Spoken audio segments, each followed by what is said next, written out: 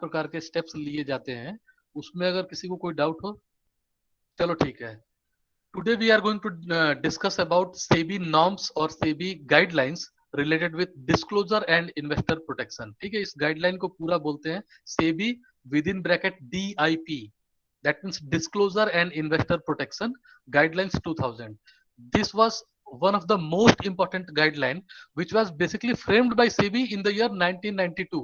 92 में जब SEBI बना था, उसी समय इन्वेस्टर प्रोटेक्शन के लिए गाइडलाइन निकाल दिया गया था। ठीक है, but letter on this particular guideline was amended और you can say revised in the year 2000 and from then it was regarded as SEBI Disclosure and Investor Protection Guideline 2000। जैसा कि हम लोग जानते हैं कि किसी भी एक्ट में पहली चैप्टर क्या होती है, प्रिलिमिनरी, और प्रिलिमिनरी में क्या दिखा जाता है कि इस एक्ट को किस नाम से जाना जाए। So when the for the first time this particular guideline was given by SEBI in the year 1992, at that point of time it was known as SEBI Disclosure and Investor Protection Guidelines 1992, but in the year 2000 it was amended, and from then, that means from 2000, it is regarded as, or these guidelines are regarded as SEBI Disclosure and Investor Protection Guidelines 2000। These guidelines are also popularly known as DIPs। DIP, capital D, capital I, capital P। ठीक है, dip के नाम से भी इसे जाना जाता है कि सेबी की डिप्स क्या क्या है। ठीक है, that means what are the disclosure and investor protection guidelines which are given by SEBI. Under these guidelines, SEBI has basically prescribed guidelines for the companies that how you are going to register yourself, how you are going to make public issues, how you are going to float the securities in the market, what shall be the prescribed norms for the promoters, what shall be the prescribed norms for the limits of the shares। All such things are prescribed under these guidelines।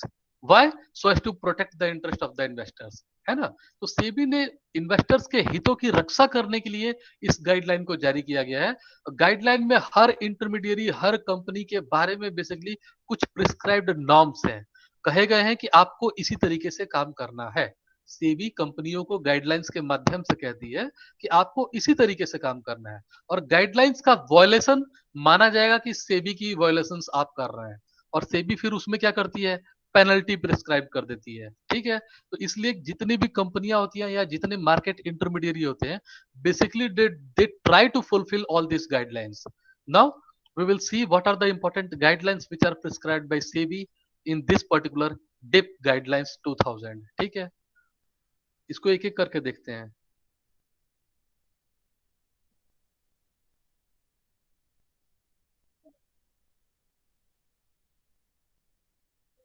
अगर investor protection से related आता है तो कल वाली जो भी notes थी उनको बहुत ध्यान में रखना और उसको जरूर मेंशन करना कि ये चीजें सेबी के द्वारा ये 4 चीजों पे काम किया जाता है। बट बिसाइड्स दोस थिंग्स, कल जो हम लोगों ने पढ़ा उसके अलावा मैंने आपको बताया था कि SEBI has given one important guideline and SEBI has also given one important regulation. The name of guideline is SEBI Disclosure and Investor Protection Guideline 2000, and name of that regulation is SEBI Investor Protection and Education Fund Regulations 2009। ठीक है, तो वो regulations के बारे में हम लोग बाद में बात करेंगे। First we will discuss about what are the major guidelines which are stated under these important or DIP guidelines। ठीक है, basically these guidelines are divided into 17 chapters। ये 17 चैप्टर्स में डिवाइडेड है। ठीक है, यानी बहुत बड़ा एक तरीके से गाइडलाइन है। क्यों? क्योंकि सबके बारे में गाइडलाइन दिया गया है, कंपनियों के बारे में, इंटरमीडिएट के बारे में, इनफैक्ट इन्वेस्टर्स के बारे में, सबके बारे में कुछ ना कुछ कहा गया है। तो 17 चैप्टर्स बहुत बड़ा गाइडलाइन है और 30 शेड्यूल्स में ये डिवाइडेड है। ठीक है, तो इंपॉर्टेंट चीजों को केवल मैं डिस्कस करूंगा। ठीक है, देखो, this guidelines have been issued by SEBI under section 11 of SEBI act 1992। ये गाइडलाइंस का जो बेस है वो आप सेबी एक्ट 1992 के सेक्शन 11 में देख सकते हैं।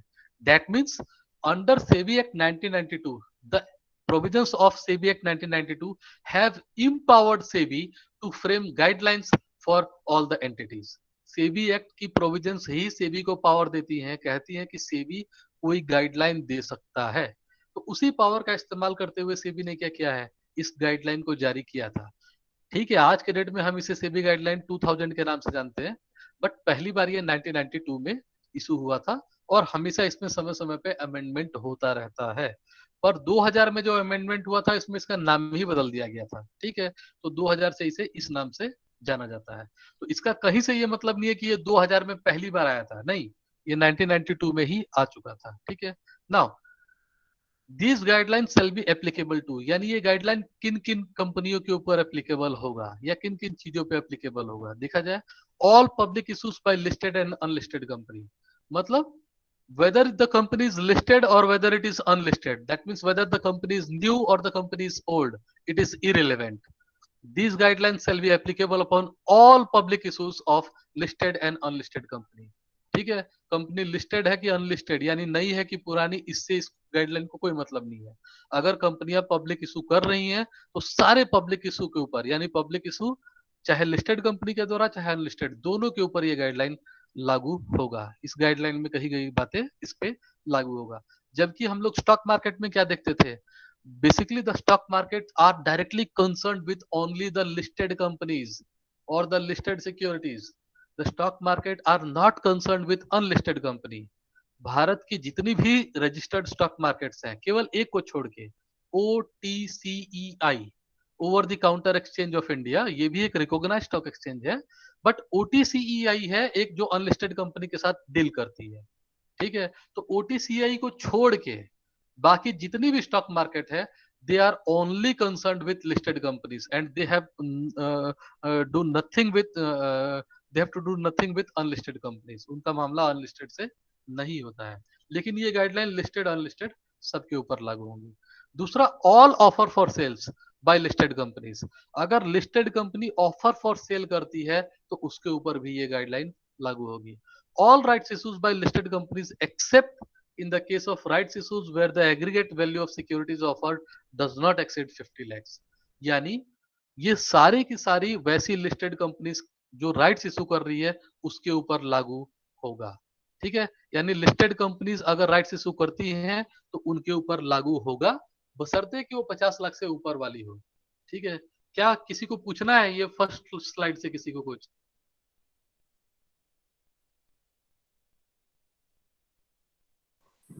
हेलो सर, संस्कार बोल रहा हूँ। हाँ हाँ पूछो।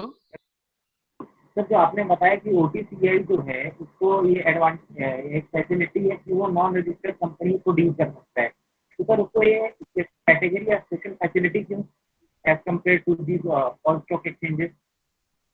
देखो वो स्पेशल टाइप का है ना, वो स्पेशल कैटेगरी का एक स्टॉक मार्केट भारत सरकार के द्वारा ही बनाया गया था। आप पूछ रहे हो कि स्पेशल फैसिलिटी क्यों, उसका जवाब सुनो कि basically all the stock markets, all the recognised stock exchanges of our country, they deals with listed companies. ये तो आपको पता है ना, कि सारी की सारी स्टॉक मार्केट किससे कम डील करती है, लिस्टेड कंपनीज से, ठीक है।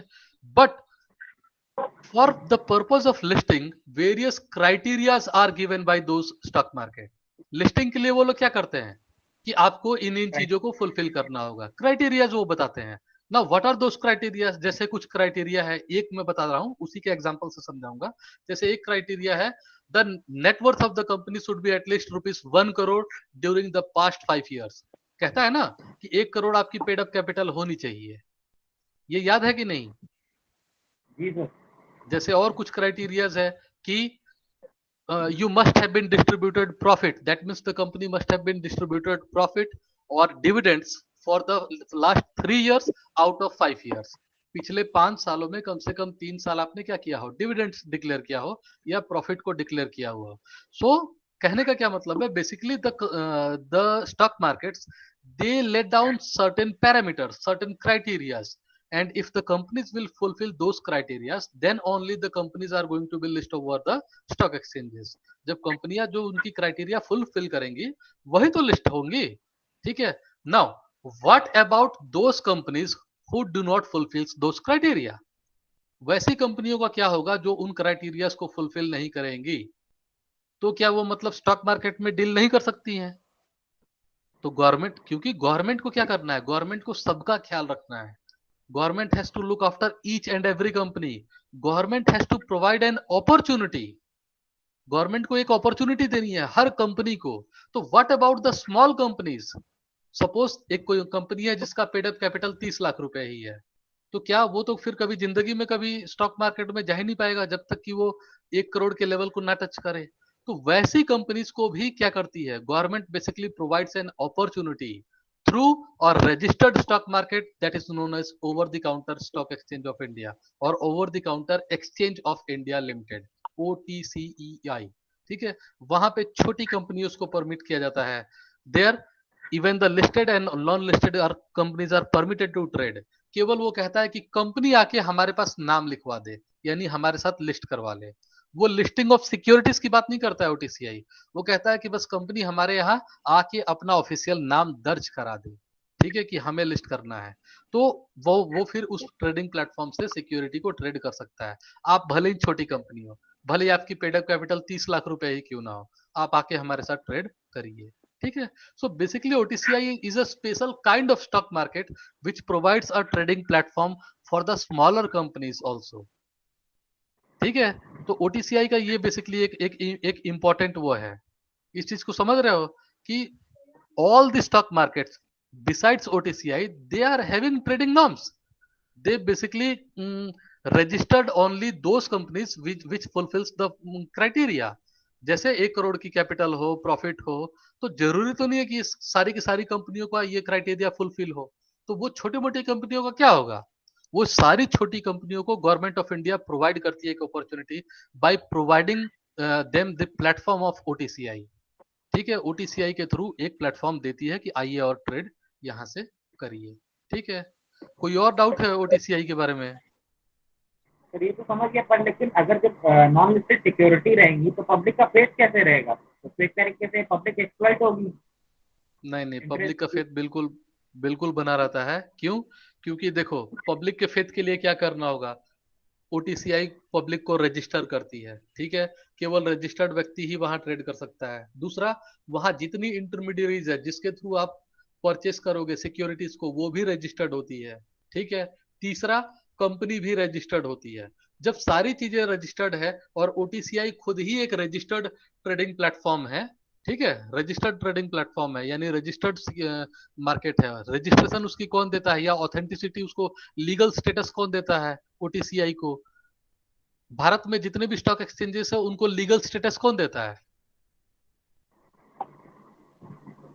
सेबी या गवर्नमेंट ऑफ इंडिया? नहीं नहीं नहीं, मैंने आपको बताया था ये सब चीज। जब ऑफलाइन क्लासेस चलती थी तो मैंने वहां डिटेल में बताया था कि who provides legal recognition to all the stock exchanges of our country. Bharat में जितने स्टॉक मार्केट हैं वो लीगल है, उनको ये लीगलिटी, उनको ये वैलिडिटी कौन देता है कि हाँ आज से तुम अब स्टॉक मार्केट के रूप में काम कर सकते हो? Ministry of finance, SCRA? SCRA Act, the provisions of SCRA Act 1956, that is Securities Contract Regulations Act 1956। SCRA Act ही अगर किसी भी कंपनी को अगर वो लीगल रिकॉग्निशन दे दे कि from now onwards you can act like a stock market, or you can trade over the securities, and you have been granted permission for a legal stock market। SCR act का section 4, जो section 4 है, वो legality देता है। जैसे national stock exchange जब बना था 1992 में, तो वो एक केवल कंपनी था। 1993 में उसे स्टॉक मार्केट की मान्यता मिली थी, किसके द्वारा? The provisions of securities contract regulations act 1956। ठीक है, एक डाउट होता है बच्चों में, सर की बॉम्बे स्टॉक एक्सचेंज तो 1956 में 1856 में ही बन गया था, 1875 में बन गया था, 1875 में BSE बन गया था, और SCR की प्रोविजंस 1956 में आई। तो लीगलिटी कहां से? बॉम्बे स्टॉक एक्सचेंज को किसने मान्यता दिया? ठीक है, तो ये पावर होता है किसी भी एक्ट में। मैंने आपको बताया था ना कि वो प्रोस्पेक्टिव भी देखता है, रेट्रोस्पेक्टिव भी देखता है। ठीक है, तो जैसे ही securities contract regulations act government of India ने 1956 में पास किया, it provides legal recognition to Bombay stock exchange in the year 1956। उसने उसको बॉम्बे स्टॉक एक्सचेंज को लीगली मान्यता दिया था। ठीक है, तो ये ध्यान रखना, SCRA एक्ट की सेक्शन 4 ही सबको लीगल रिकॉग्निशन की मान्यता देता है। ठीक है ना, OTCI is also a legal recognised body. It is a legal recognised stock exchange of our country. ठीक है, सारे स्टॉक मार्केट एक तरफ जैसे Bombay stock exchange, national stock exchange, Ahmedabad stock exchange, Kanpur stock exchange, ये सबको एक तरफ रख दो, ये सारे एक तरीके के हैं। ठीक है, सबका काम करने का तरीका एक है। और एक तरफ रख दो किसको, ओटीसीआई को, over the counter exchange of India. But ये सारे के सारे क्या हैं, all these stock exchanges are listed or recognized stock exchanges as per the provisions of Securities Contract Regulations Act। ठीक है, बट बाकी स्टॉक मार्केट से ओटीसीआई थोड़ा सा डिफरेंट है कि वो लिस्टेड अनलिस्टेड सारे सिक्योरिटीज के साथ डील करता है। उसका लॉजिक सीधा यही है। देखो हुआ क्या था, 2 मिनट में समझ लो, जब इसने तुमने पूछ ही लिया है तो। बेसिकली इन यूएसए मार्केट और इन यूएस मार्केट और इन अमेरिका फाइनेंशियल मार्केट, वहां पे large number of stock exchanges were there, बहुत ज्यादा स्टॉक मार्केट थे। ठीक है, और सारे के सारे ट्रेड करते थे। ठीक है, लेकिन छोटी कंपनियों को वो लोग परमिशन नहीं देते थे कि हमारे यहाँ पे आके लिस्ट करवाइए। वहां पे एक कॉन्सेप्ट था, आप लोगों ने सुना होगा, penny stocks, PENNY, penny stocks. इसका नाम सुना है किसी ने?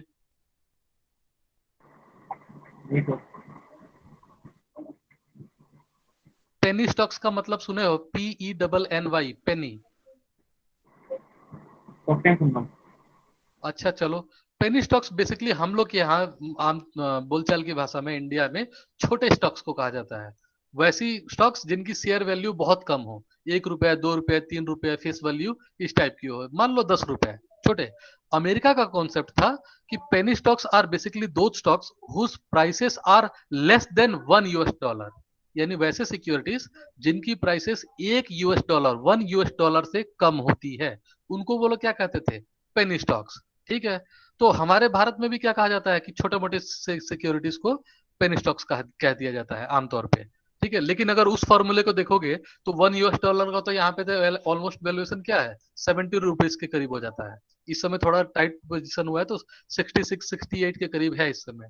ठीक है, तो 68 60 वाले को नहीं लेते हैं हम लोग। पेनी स्टॉक्स का मतलब समझते हैं वैल्यू ऑफ ₹10 और लेस देन 10, वैसे छोटे मोटे। तो यूएस मार्केट ने कहा कि पेनी स्टॉक्स के लिए एक स्पेशल स्टॉक मार्केट वहां पे इस्टेब्लिश कर दिया गया था। उसका नाम था नेस्डैक, NASDAQ, नेस्डैक। तो वो एक रजिस्टर्ड स्टॉक मार्केट है of US, but that particular market has specially been created for the purpose of trading of penny stocks. वहां पे छोटे मोटे स्टॉक्स की ट्रेडिंग के लिए, बाकी बड़े स्टॉक मार्केट के लिए जैसे न्यूयॉर्क स्टॉक एक्सचेंज ये सब तो है ही। ठीक है, तो इंडिया में भी on the basis of Nasdaq, on the basis on the trading mechanism which was adopted by NASDAQ, the government of India established OTCEI। ठीक है, तो over the counter exchange of India, ये याद रखना। यहाँ पे छोटे मोटे जो छोटे छोटे शेयर्स होते हैं, जो कंपनियां लिस्टेड नहीं करा पाती हैं अपने आप को, ठीक है, बड़े स्टॉक मार्केट्स में, उनको प्लेटफॉर्म दिया जाता है कि आप भी लीगली ट्रेड करिए। तो लीगल इसलिए हो जाता है, या इन्वेस्टर्स के रिस्क फैक्टर इसलिए कम होता है क्योंकि तीनों चीज लिस्टेड होती हैं। जैसे कंपनी की रजिस्ट्रेशन की जाती है, भले ही शेयर्स की ना की जाए, लेकिन कंपनी तो रजिस्टर्ड है। ठीक है, दूसरा इन्वेस्टर की रजिस्ट्रेशन की जाती है, यानी आपको खरीदना है तो एक invest OTC, INVEST OTC, invest OTC नाम का एक रजिस्ट्रेशन सर्टिफिकेट आपको मिलता है, यानी इन्वेस्टर को। ठीक है, यानी रजिस्ट्रेशन इज मैंडेटरी।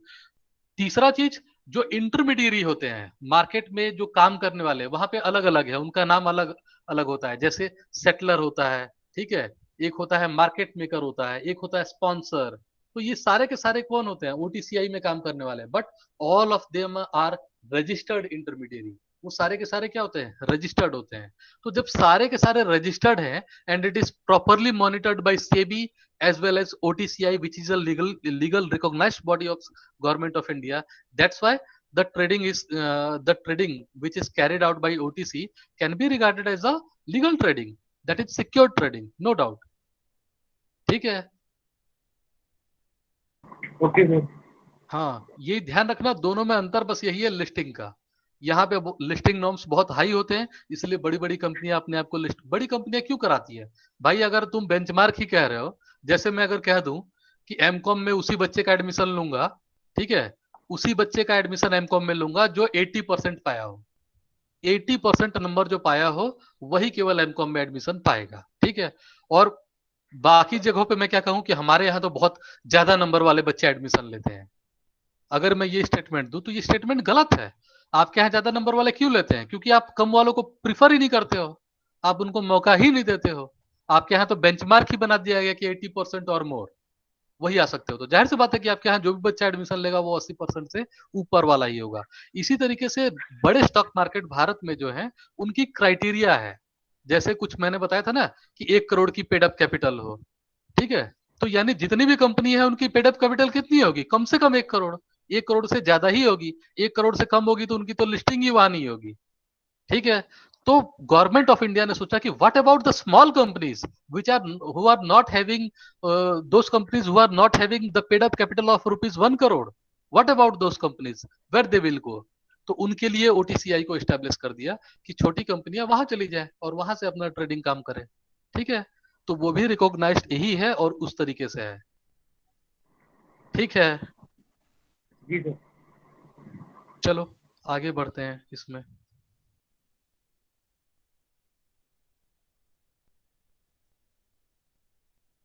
देखो ये दिख रहा है आप लोग को? जी सर। हाँ, the first guideline, the most important guideline which was given by SEBI in order to protect the interest of the investors is SEBI Disclosure and Investor Protection Guidelines 2000. Now these guidelines have been issued by SEBI to safeguard the interest of investors. ये तो हम लोग पढ़ चुके हैं. It is divided into 17 chapters and 30 schedules. The important provisions stated under these guidelines are as follows. देखो मैं इसको चैप्टर वाइज नहीं पढ़ा रहा हूँ, ठीक है? केवल ऐसे एक लाइन में बता दे रहा हूँ कि 17 चैप्टर्स हैं और 30 शेड्यूल्स हैं। हाँ, उन 17 चैप्टर्स में क्या क्या इंपॉर्टेंट चीजें बताया गया है उसको एक बार समझ लो। चैप्टर 1 को बस पहले मैं डिटेल में बता देता हूँ। देखो क्या है, चैप्टर 1 इज प्रिलिमिनरी, जैसा हर चैप्टर्स में होता है इसमें भी यही है। Now these guidelines may be called the Securities and Exchange Board of India DIP Guidelines 2000, इसको इस नाम से जाना जाएगा। These guidelines shall came into force from the date specified by the board। यानी कह रहा है कि ये गाइडलाइन कब से प्रभावी होगा? जब से इसमें कह दिया जाए, यानी जब से बोर्ड कह दे, ठीक है? आगे देखो यहाँ पे बोर्ड का मतलब क्या दिया गया है, इस लाइन को देखो। यहाँ क्या कह रहा है कि जो बोर्ड कह दे, तो बोर्ड कौन है? Board means SEBI, established under provisions of section 3 of the act, ठीक है? तो यानी सेबी जो भी डेट कह दे उसी दिन से ये गाइडलाइंस प्रभावी मानी जाएंगी। तो बेसिकली ये गाइडलाइंस कब जारी हुआ था? Earlier it was framed in 1992 itself. That means this guideline, SEBI DIP guideline 2000, was basically prepared in the year 1992। क्योंकि 1992 में ही बना था, इसलिए सेबी ने कहा कि ये 1992 से ही प्रभावी माना जाएगा, ठीक है ना? एक्ट मींस सेबी एक्ट 1992, यानी इस गाइडलाइंस में कहीं पे भी अगर केवल एक्ट वर्ड यूज किया गया है तो उसका मतलब समझा जाए कि सेबी एक्ट 1992, और बोर्ड का मतलब सेबी समझा जाए।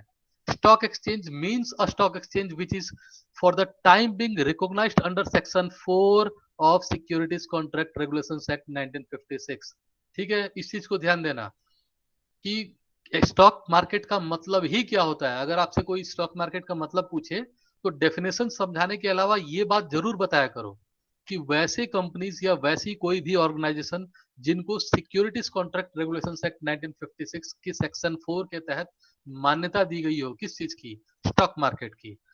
Only those stock exchanges are permitted to work in our country. They are only permitted, वही केवल परमिटेड होते हैं जिनको सेक्शन 4 परमिशन देता है। कौन सा section 4? Securities contract regulation act का 1956 का। जैसे आप लोग जानते हो ना, कंपनीज को मान्यता कौन देता है? तो सीधा आप लोग बताओगे कि sir provisions of companies act 1956 और 2013। वैसी कंपनियां भारत में काम कर सकती हैं। उसी तरीके से स्टॉक मार्केट को मान्यता यह एक्ट देता है, इस एक्ट की प्रोविजंस देती है, ठीक है? Now applicability of the guidelines, ये गाइडलाइंस कहाँ एप्लीकेबल होगा इसको अभी हम लोग डिस्कस कर चुके हैं कि सारी पब्लिक इश्यूज पे लागू होगा। पहला चीज ये पब्लिक इशू के बारे में बता रहा है, all public issues, that means the public issues which are issued by listed और अनलिस्टेड कंपनीज, दोनों के द्वारा ये लागू होगा। यानी सारी की सारी पब्लिक इशूज के ऊपर गाइडलाइंस लागू होगी। फिर आगे क्या कहता है? All sale for rights issues, अगर लिस्टेड कंपनी राइट्स इशू कर रही है तो उसके ऊपर भी लागू होगा। और केवल उसमें एक एक्सेप्शन है कि अगर राइट्स इशू के केस में हम लोग 50 लाख का बैरोमीटर देखते हैं, 50 लाख से कम का नहीं होना चाहिए, उसके ऊपर वाला सारे के सारे के ऊपर लागू होगा। यानी कोई लिस्टेड कंपनी अगर राइट्स इशू 50 लाख या उससे ऊपर का करती है तो गाइडलाइन लागू होगा, और 50 लाख से कम का करती है तो गाइडलाइन की कोई जरूरत नहीं है। ठीक है, अब नेक्स्ट देखते हैं आगे। देखो, companies restricted from issuing securities, यानी किन किन कंपनियों को ये गाइडलाइन मना करता है कि आप सिक्योरिटी इशू नहीं कर सकते हो। All those companies which are और bad not to issue security, है ना। किन कंपनियों को ये गाइडलाइन स्ट्रिक्टली मना करता है, किन किन कंडीशंस में, कि आप मार्केट में सिक्योरिटी इशू नहीं कर सकते हो। ठीक है, तो गाइडलाइन क्या कहती है, ये याद रखना। कंपनियों को क्यों मना कर रहा है, because SEBI wants to protect the interest of investor. Investors के हितों की रक्षा करने के लिए सेबी ने कंपनीज के लिए ये गाइडलाइंस दे दी है कि आप इस कंडीशन में सिक्योरिटी इशू नहीं कर सकते हो। किन कंडीशंस में? Number 1, no company shall make any public issue of securities unless it has made an application for listing of those securities in the stock exchange। जब तक कोई कंपनी किसी स्टॉक मार्केट में लिस्टिंग के लिए एप्लीकेशन ना दी हुई, है ना, मतलब कि it is mandatory for the company to give an application for the purpose of listing to the stock market, then only it is permitted to make public issues. कोई कंपनी पब्लिक इशू तभी कर पाएगी जब उसने stock market में listing के संबंधित application दिया हुआ हो। अगर लिस्टिंग के संबंधित एप्लीकेशन नहीं दिया है तो वो कंपनी पब्लिक इशू नहीं कर सकती है। The guideline is very clear that if any company if any company is wishing to issue public issue in the market, then it is compulsory for the company to give an application to the stock market for the purpose of listing of its securities।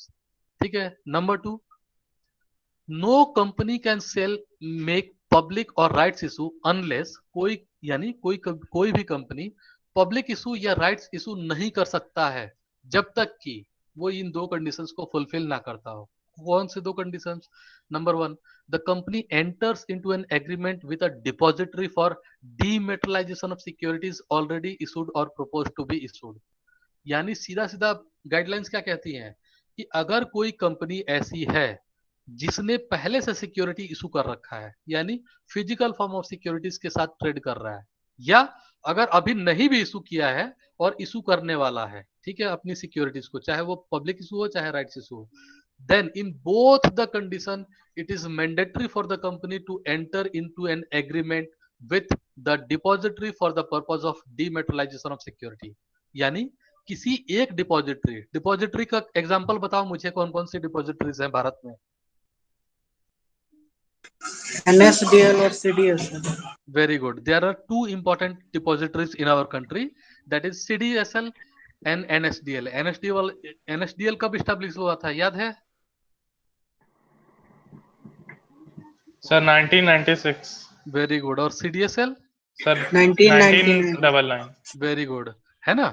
In 1996 basically a provision was passed by security SEBI, एक provision निकाला गया था, and on the basis of those provisions basically the first depository of our country, that was NSDL, which was established in the year 1996 with the help of NSE, national stock exchange ने अपनी एक depository बनाई। तो ये provision क्या कहता है, guideline क्या कहता है कि हर कंपनी, चाहे वो पहले से ही मान लो कि कोई ऐसी कंपनी है जो 1956 या 1947 से ही अपनी ऑफर कर रखी है, यानी मार्केट में उसकी सिक्योरिटी है, या दूसरी अगर कोई नई कंपनी है जो आज के रेट में करना चाहती है, तो दोनों प्रकार की कंपनियों को कंपलसरी कर दिया है कि आप डिपॉजिटरी से एग्रीमेंट करोगे। Regarding what?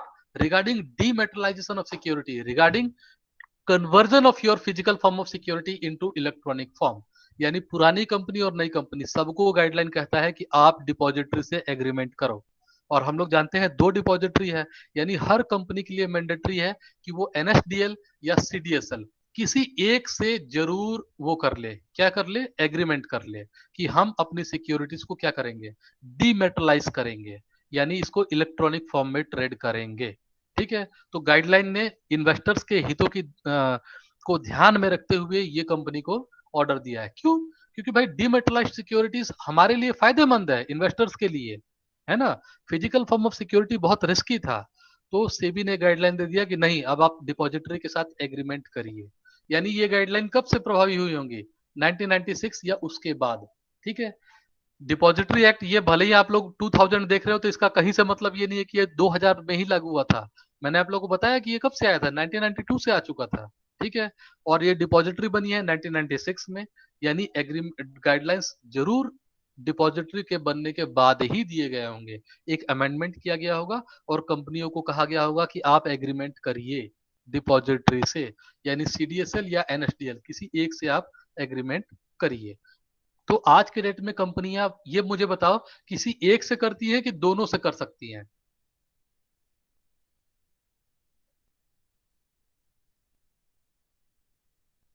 यानी कंपनीज के पास फिजिकल फॉर्म ऑफ सिक्योरिटी जो है उसको वो इलेक्ट्रॉनिक में ट्रांसफॉर्म करने के लिए या इलेक्ट्रॉनिक में कन्वर्ट करके रखने के लिए, उनको सेफ्टी के लिए डिपॉजिटरीज का सहायता लेते हैं। जैसे हम लोग अपने पैसे को सिक्योर करने के लिए कहाँ किसका सहारा लेते हैं? बैंक का। तो हम लोग बैंक ब्रांच में जाते हैं और अपने पैसे रख लेते हैं, है ना? यानी हमारी इलेक्ट्रॉनिक फॉर्म ऑफ करेंसी जो है हमारे अकाउंट में आ जाती है। उसी तरीके से कंपनी अपनी सिक्योरिटी को सेफ रखने के लिए डिपॉजिटरी के पास जाती है। तो कंपनियां एक डिपॉजिटरी के पास जाती हैं कि दोनों के पास जा सकती हैं? सर दोनों के पास जा सकती हैं। हाँ, at a single point of time a company can make agreement with both the depository. ठीक है, जो बड़ी बड़ी कंपनियां होती हैं वो बेसिकली दोनों के साथ रजिस्टर्ड होती हैं, क्योंकि बहुत नॉमिनल फीस होता है और वो कंपनियों को बहुत प्रभाव नहीं पड़ता है, वो इन्वेस्टर से ही चार्ज लेती हैं। ठीक है, तो बेसिकली दोनों डिपॉजिटरी के पास जा सकती हैं। बट स्मॉलर कंपनीज किसी एक डिपॉजिटरी से बेसिकली कंसल्ट करती है, आमतौर पे यही देखा गया है, पर जा किसी के पास भी सकती है। ठीक है, तो ये गाइडलाइन है कि डिपॉजिटरी के साथ एग्रीमेंट करना जरूरी है। ठीक है, इस गाइडलाइन का आप प्रयोग कहाँ कर सकते हो? इन्वेस्टर प्रोटेक्शन में भी कर सकते हो, plus guidelines for SEBI guidelines for stock exchanges और सेकेंडरी मार्केट जो यूनिट 5 का पॉइंट है, उसमें भी ये लोग आप लोग इसको शो कर सकते हो। क्यों? क्योंकि डिपॉजिटरी कहाँ काम करता है? सेकेंडरी मार्केट में काम करता है। ठीक है, तो वहां पे इसको दिखा सकते हो। Next, the company gives an option to investor और shareholder to receive the security certificate in dematerialised form with a depository.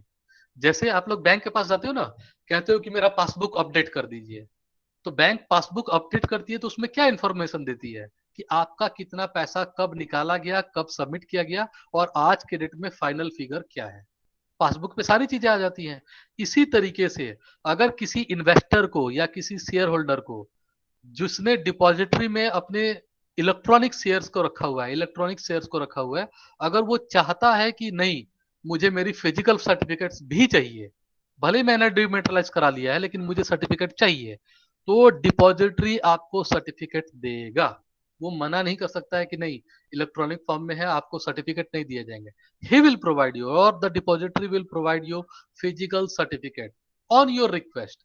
वो ऐसे नहीं देगा, लेकिन आप रिक्वेस्ट करेंगे तो बिल्कुल देगा। ठीक है, तो ये गाइडलाइन भी किसने दिया हुआ है? सेबी ने दिया हुआ है डिपॉजिटरीज को कि आपको देना होगा, और हमें कि आपको अगर जरूरत है तो आप मांग सकते हैं। ठीक है, तो these guidelines are given by SEBI for the purpose of protection of interest of investors.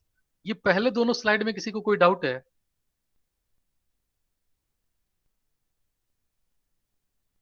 तो फिर डिपॉजिटरी रिसिप्ट जो मिलेगी वो कौन सी होगी? जीडीआर होगी ना, या आईडीआर होगी? नहीं नहीं, वो ग्लोबल डिपॉजिटरी और अमेरिकन डिपॉजिटरी, उसका कॉन्सेप्ट हमसे कोई नहीं लेना देना है ना?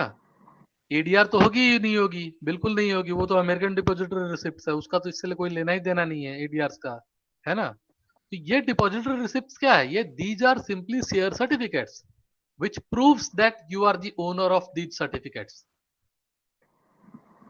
Okay and with okay. the help of these certificates or these certificates may be used as collateral of security, collateral securities। इसका प्रयोग आप क्या कर सकते हो? collateral के लिए कर सकते हो। मेरे को लगा जीडीआर इशू होगा इसीलिए।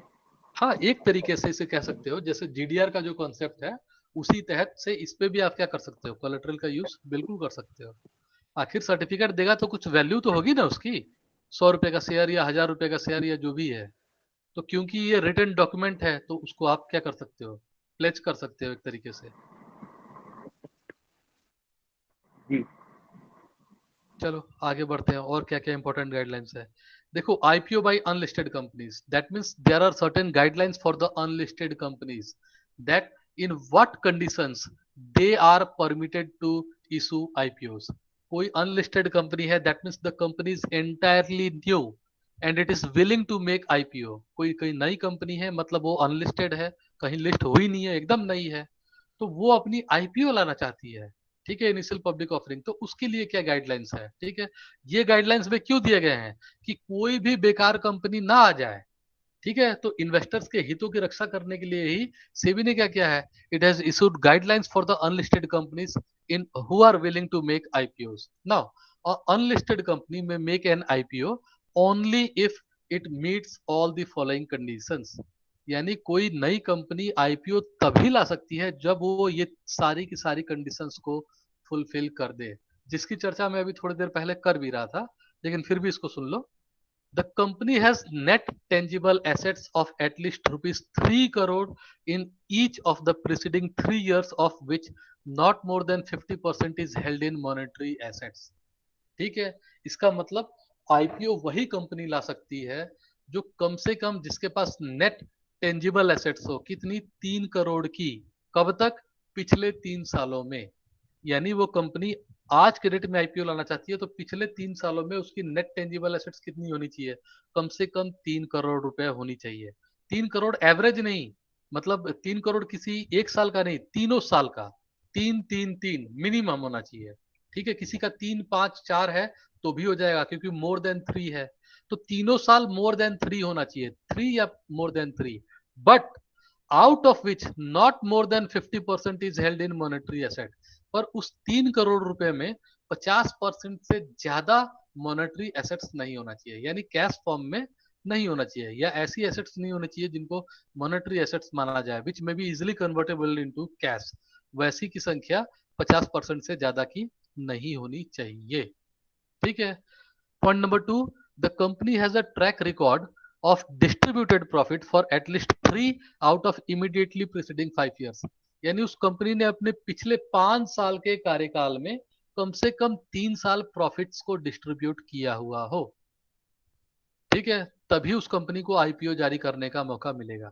यानी पिछले 5 सालों में उसने कम से कम 3 सालों में प्रॉफिट्स को डिस्ट्रीब्यूट किया हो. यानी 3 साल वाले को, 4 साल वाले को और 5 साल वालों को परमिशन मिलेगा. यानी जिस कंपनी ने 3 साल दिया है प्रॉफिट, उसको भी मिल सकता है.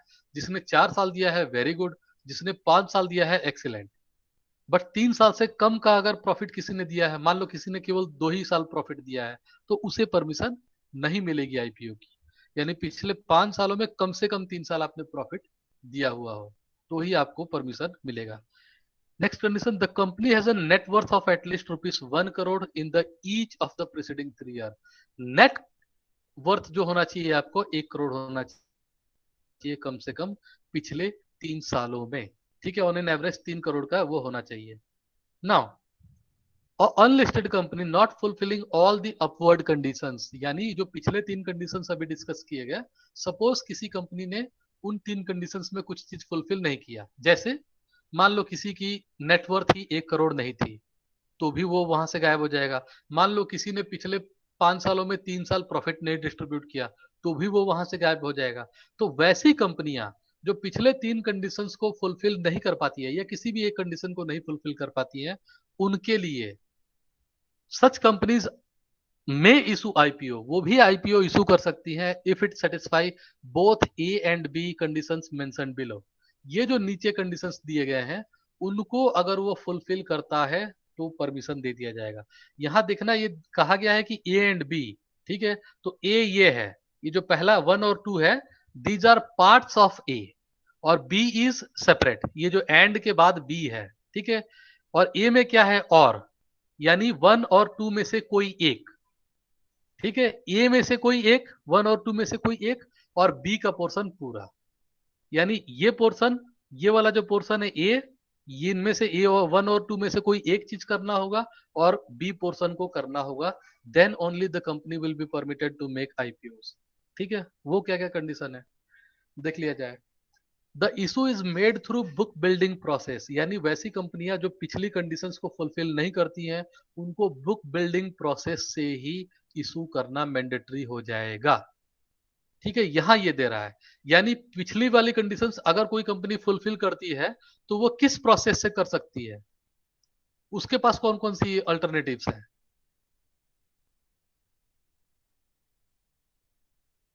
पिछली कंडीशंस को जो कोई कंपनी फुलफिल कर सकती है, कर रही है, जैसे ये 3 कंडीशंस को, तो वो किस किस प्रोसेस के थ्रू आईपीओ ला सकती है। कौन कौन से प्रोसेस होते हैं आईपीओ लाने के, मैंने बताए थे ना। फिक्स प्राइस मेथड और book building method. Very good. There are two important methods, fixed price method and book building method.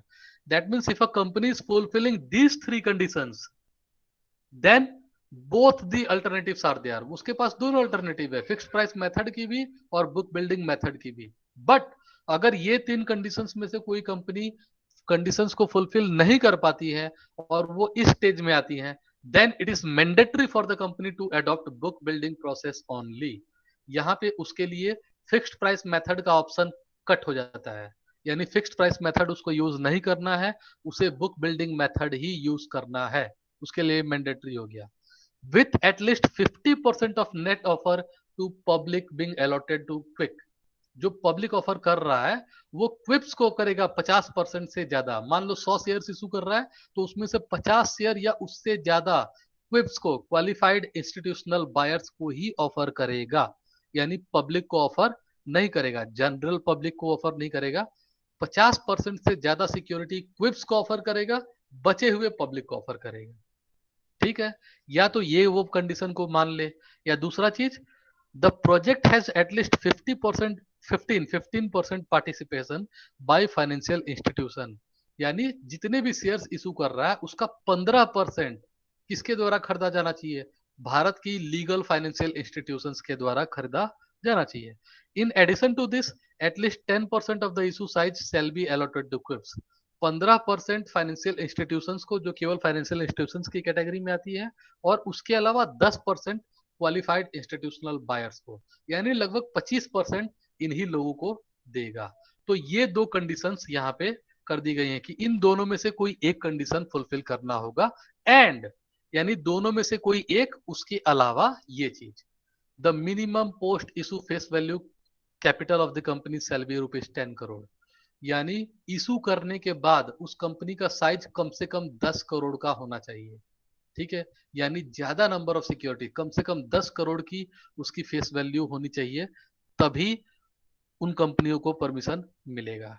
ठीक है, तो ये दो कंडीशंस, आईपीओ बाय अनलिस्टेड और दूसरी कंडीशंस है वैसी जो फर्स्ट कंडीशंस को फुलफिल नहीं कर पा रही है, उनको उनके ये कंडीशंस फुलफिल करना होगा। इन दोनों में किसी को कोई डाउट है?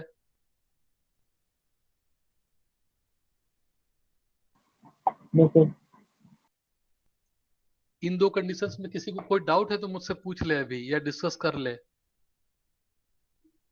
ठीक है, तो कंफ्यूज मत होना। सबसे पहले अनलिस्टेड कंपनी को ये चीजें फुलफिल करनी है। इन केस अगर ये चीजें फुलफिल नहीं करती है तो उसको ऑप्शन के रूप में ये सब चीजें दी जा रही हैं कि ए और बी, ए का 1 और 2 में से कोई एक, या तो बी का पोर्शन पूरा का पूरा, यानी या तो बुक बिल्डिंग के द्वारा आप क्विप्स को 50% से ज्यादा ऑफर कर दीजिए, या फाइनेंशियल इंस्टीट्यूशंस को 15% और 10% क्विप्स को इशू कर दीजिए, दोनों में से एक। Plus minimum post issue network size 10 crore होना ही चाहिए। तो ये तो मैंडेटरी है कि 10 करोड़ से ज्यादा होना चाहिए, और इन दोनों में से कोई एक, ये चीजें फुलफिल करनी होंगी। हाँ, क्या पूछ रहा था कोई?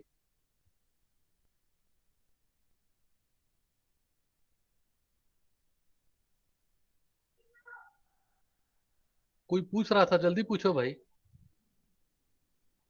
हो गया बी पॉइंट ही था सर, हो गया। अच्छा, नहीं, बी को समझ लो, मैंडेटरी है। क्यों? क्योंकि यहाँ पे क्या दिया है, if it has it satisfy both A and B, A और बी दोनों को सेटिस्फाई करना कंपलसरी है। लेकिन ए में क्या है, 1 और 2 के बीच में और है, और या ऑप्शनल है, मतलब या तो .1 या तो .2।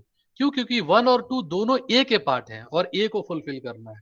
तो ए में से 1 या 2 में से दोनों में किसी को भी कर दोगे, एक को फुलफिल कर दोगे तो ए कंप्लीट हो जाएगा। ठीक है, और ये बी की कंडीशन तो कंपलसरी है कि post issue network size 10 crore की होनी चाहिए। ठीक है, चलो अब देखा जाए क्रेडिट रेटिंग। ठीक है, अब देखो इंस्ट्रूमेंट्स की क्रेडिट रेटिंग के लिए भी गाइडलाइन है। क्यों? क्योंकि भाई कोई भी इंस्ट्रूमेंट एक स्पेसिफिक क्रेडिट रेटिंग को अगर फुलफिल करता हो तो ही मार्केट में ट्रेड करे, या इन्वेस्टर्स के हितों की रक्षा करने के लिए क्या करता है SEBI, in order to protect the interest of the investors, basically the credit rating of all the instruments are properly displayed by the stock exchanges. It is compulsory for the stock markets to display the credit of each of the instrument. जितने भी instrument है, जितनी भी shares हैं, सबकी credit rating compulsory कर दी गई है। क्यों?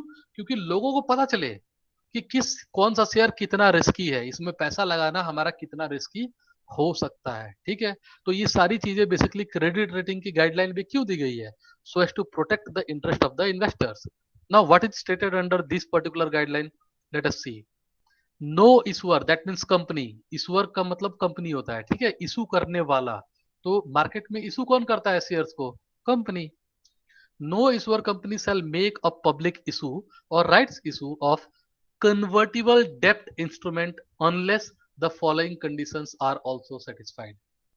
देखो, इस बात को कोई मुझे समझा सकता है? इस पैराग्राफ को, no issuer company shall make a public issue or rights issue of within bracket convertible debt instrument unless the following conditions are also satisfied.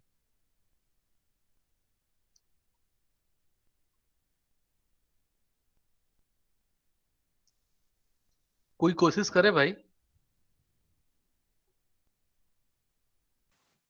फिर इस पैराग्राफ में ये कहना चाह रहे हैं कि ऐसे जो कोई भी जो कंपनी इशू कर रही है, जो पब्लिक इशू करना चाह रही है, राइट इशू करना चाह रही है, जब तक जो कन्वर्टेबल डेट इंस्ट्रूमेंट, जो कन्वर्टेबल डेट इंस्ट्रूमेंट जैसे रहते हैं डिवेंचर टू, जैसे जो शेयर कन्वर्टेबल हो जाते हैं, अनलेस द फॉलो, जब तक ये कंडीशन फॉलो नहीं होंगे, या एक तरीके से जब तक सही से फॉलो नहीं होंगे, तब तक ये सब कंपनी नहीं कर पाएगी। अच्छा देखो देखो, बात समझो। देखो, ये पहली दो गाइडलाइंस किसके लिए था? ये जो गाइडलाइन था, इट वाज स्पेशली फॉर, ये सीधा सीधा क्या है? IPOs, initial public offerings, that means for public issues. सीधा सीधा यह है कि पब्लिक इशू के लिए ये गाइडलाइन है, यानी शेयर्स की बात कर रहा है। दूसरा, ये भी उन्हीं की बात कर रहा है कि अनलिस्टेड कंपनी लेकिन जो आईपीओ लाना चाहती है, मतलब सीधा सीधा शेयर की बात कर रहा है। पब्लिक इशूज, राइट्स इशूज, सबकी बात कर रहा है। ये तीसरी जो क्रेडिट रेटिंग, जानते हो किसकी बात कर रहा है? ये डिवेंचर इंस्ट्रूमेंट्स की बात कर रहा है। कैसे डिवेंचर इंस्ट्रूमेंट? वैसे debenture instruments which are going to be converted into shares, जो डायरेक्ट शेयर के रूप में इशू नहीं हुआ है। Initially they were issued in the form of डेप्ट instrument, but they were having a special feature that after a certain maturity period those debt instruments are going to be converted into equities. ये ऐसे डेप्ट instrument की बात कर रहा है जो maturity के बाद इक्विटी बन जाएगी, है ना, शेयर बन जाएगा। तो जब शेयर बनेगा तो क्या उसके ऊपर ये पहली दो गाइडलाइंस लागू होंगी? नहीं लागू होंगी। इसका ये मतलब नहीं है कि आप शेयर हो गए तो वो आईपीओ की गाइडलाइंस आपके ऊपर लागू हो जाएंगी, नहीं। क्यों? क्योंकि आप शेयर थे ही नहीं। आप क्या थे? आप कन्वर्टिबल डेप्ट इंस्ट्रूमेंट थे, and you have been transformed into share, है ना। आप इनिशियली डेप्ट इंस्ट्रूमेंट के रूप में इशू हुए थे, लेकिन ठीक है, आपका नेचर कन्वर्टिबल था, तो आफ्टर मेच्योरिटी पीरियड आप कन्वर्ट होके क्या हो गए? पब्लिक एक एक एक शेयर के रूप में हो गया है। तो वैसे शेयर्स के लिए कुछ गाइडलाइंस दे दी गई है कि जब तक आप इन गाइडलाइंस को फुलफिल नहीं करोगे, तब तक आप राइट्स इशू या पब्लिक इशू या आईपीओस नहीं ला सकते हो। ठीक है, यानी वैसी कंपनियां जो कन्वर्टिबल डेप्ट इंस्ट्रूमेंट्स इशू करती हैं, उनको ये गाइडलाइंस फुलफिल करना होगा जब वो इक्विटी बनेंगी।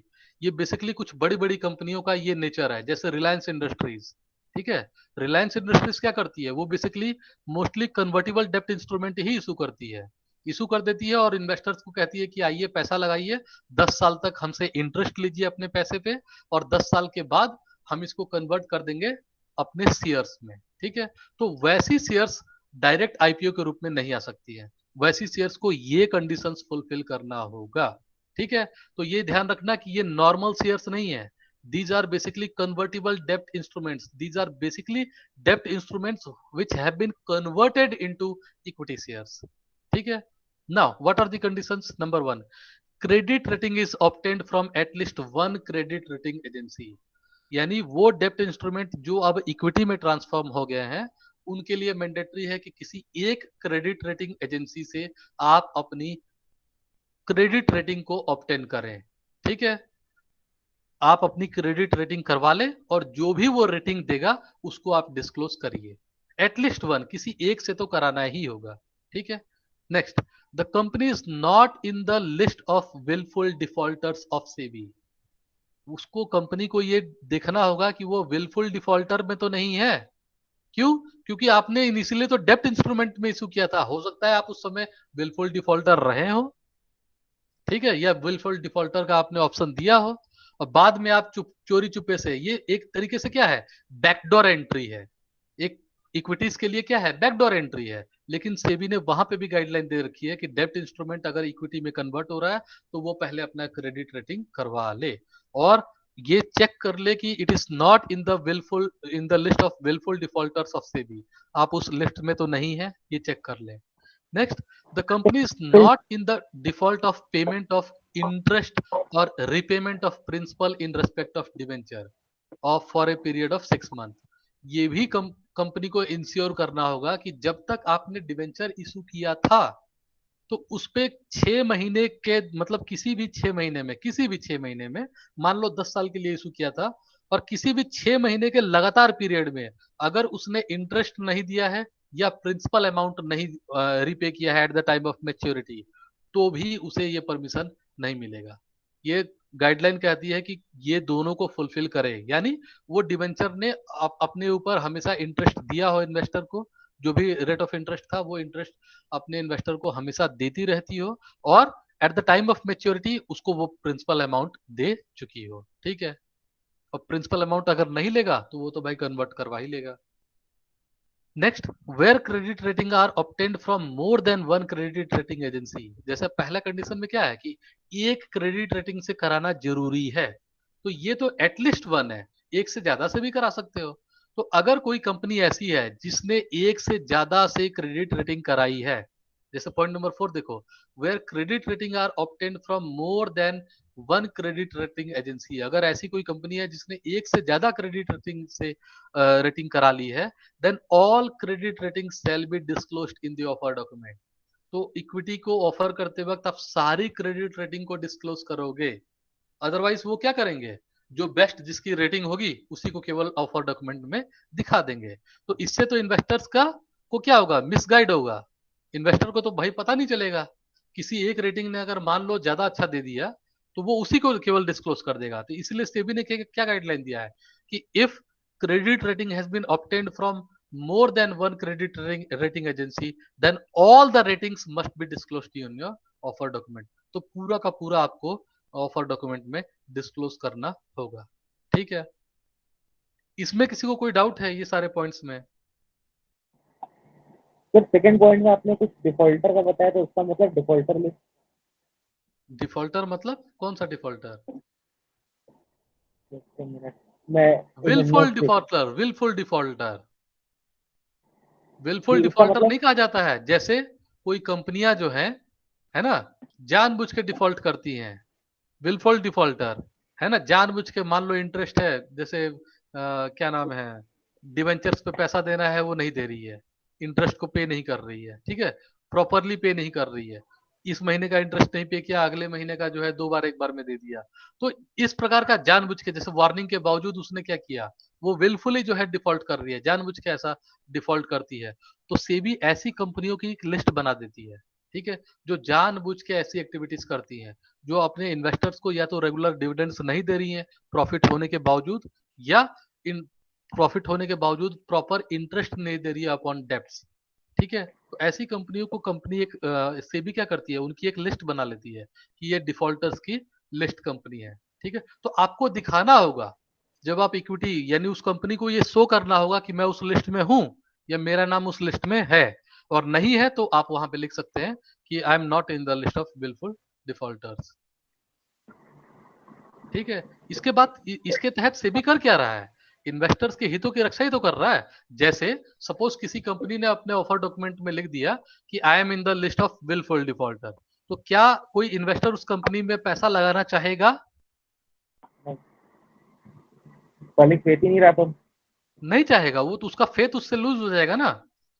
ठीक है। तो सेबी लेकिन क्या कहती है कि अगर आप लिस्ट में हो तो आप यहाँ पे डिस्क्लोज करो, you have to disclose each and everything. है ना।